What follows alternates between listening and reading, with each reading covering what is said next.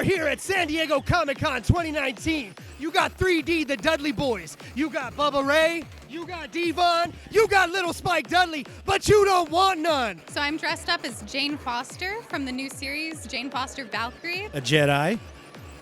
I'm also dressed up as Prince. Actually, this is an OC. It's an original costume. I go by Marcus the Time Traveler. Today I'm dressed as the mask that stole Christmas. Hello, I'm Jose Davalos, known as Hugh Skellington, and today I am here dressed up as Ursula the Sea Witch. My name's Don, and I'm Cyclops. So I'm Carver, this is Zach, and we are Quail Men. So I'm cosplaying Tina from Bob's Burgers. You've never seen Ghost Rider in like mid-transformation, like all of his skin coming off before he gets to bone. So what would it look like to actually see the muscles searing open? And when I heard that, I was like, man, I'm all for it. Let's do it. And it was done. What inspires me about Jane Foster is her resilience. No matter what is thrown at her, she gets up and she keeps going through relationship problems, through chemotherapy, through losing her powers. She knows how to get it done.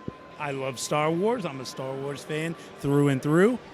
And I love Prince music. I like dressing up as the female characters because they have like these eyeshadows going on, like these really bright colors. So whenever I am in costume, I just feel like the character. We chose to be Quail Men because it's a fairly easy costume to put together, and we look fantastic.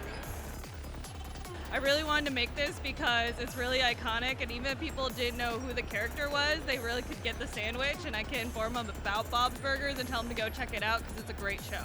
I've always been a tinkerer, always taken things apart and built things out of trash and parts and pieces and rust, and that's how I kind of came up with this outfit. So I like Cyclops back from the animated 90s series, where he's the leader of the X-Men. He always doesn't get it right, but he leads. And he also has Jean Grey as a girlfriend. It's awesome. Give me that mic, bro. So what you have to understand is the wrestler is the natural human superhero. You got the pecs, you got the deltoids. If you want to be a superhero, you want to be a wrestler. If you want to take it to the next level, you want to be a wrestler. That's why when you read comic books, that's what you see. Comic books and wrestling go hand in hand because real human beings turned into superhero, those are wrestlers. Hello, Merry Christmas. Merry Christmas. Merry Christmas. Merry Christmas. How did I put my costume together? A lot of safety pins and praying. Oh yes, get a close-up of these buns. Look at it. Look at the toes. It's so delicious. So the framing of the wings are PVC piping. There are linear actuators that can flap the wings inside and out. Each feather was individually cut out of 2 to 4 millimeter craft foam, depending on the size of the feather. I wood burned the feather texture into it. I scale mailed some scales together and put it on the top. All the rest of the armor is made out of foam, and it took 142 hours, and I only cried once. So you have to think about how you want people to feel about what they're looking at before you even start drawing it and before you even start creating it. So that way you get the overall best results out of what you're creating because you have a passion for it. And when people see it, they're going to feel the passion you felt when you put it together. I look at myself as a transformer spiritually, mentally, emotionally. So I'm always burning away that which has no use for me, right? And always looking for the next new form that's coming from me, coming from my own fire. I put this outfit together by coming up with the different color schemes that would help match what a Jedi would look like, but also with the influence of the purple one himself, Prince. I bled 4 times on this costume, but the thing about the sewing crafting community is bleeding on a project is actually good luck. The Grinch's hands, the Grinch's Santa coat, the Grinch's fur, the Grinch's shoes, the mask, coat, the mask pants, the Grinch's eyes, and the Grinch's face. If you would just translate like an animated character into a real life, it would look like a mascot. So you gotta add anatomy and also like your personal touch to the character so it looks organic and it makes sense, like it was born that way.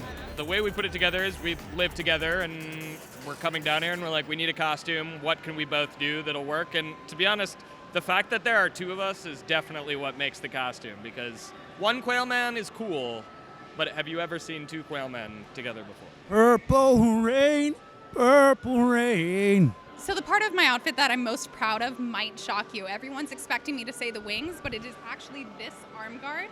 I had to remake it 3 times. Every time I tried to paint it, it just cracked and got really awkward really fast. So it was definitely the most frustrating part of the process, which is not what people are expecting me to say. Now, what I like most about this costume is, unlike a lot of people around here, this is comfortable. Very, very comfortable. My favorite part is my eyes. The part of this costume that makes me proud is the face, how it moves. Max, you're Rudolph and you don't like Christmas.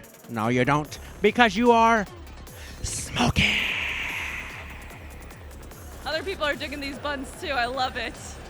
You know, I tend to get easily discouraged, and with watching Jane and everything she's gone through in the comics, it's really great for me to be able to look at her and say if she can do it, then maybe I can do it too.